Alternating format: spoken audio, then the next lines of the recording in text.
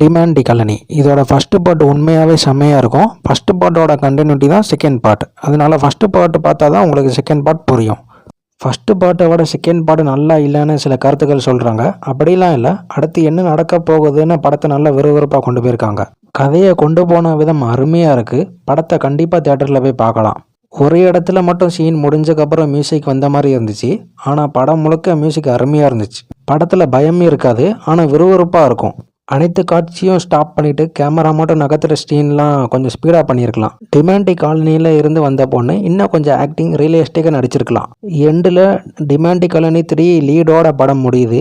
Next part பயம் ஏற்படுற மாதிரி எடுத்தாங்கன்னா இன்னும் நல்லாயிருக்கும். கண்டிப்பாக ஃபேமிலியாக போய் தேட்டரில் படம் பார்க்கலாம். கொஞ்சம் சூசைடு அந்த மாதிரி சீன் இருக்கிறதுனால குழந்தைகளை கொஞ்சம் தவிர்த்துக்கலாம். உங்கள் நல்ல கருத்துக்களை தெரிவிங்க. லைக், சப்ஸ்கிரைப், ஷேர் பண்ணி சப்போர்ட் பண்ணுங்கள். நன்றி, வணக்கம். அடுத்த வீடியோவில் பார்க்கலாம்.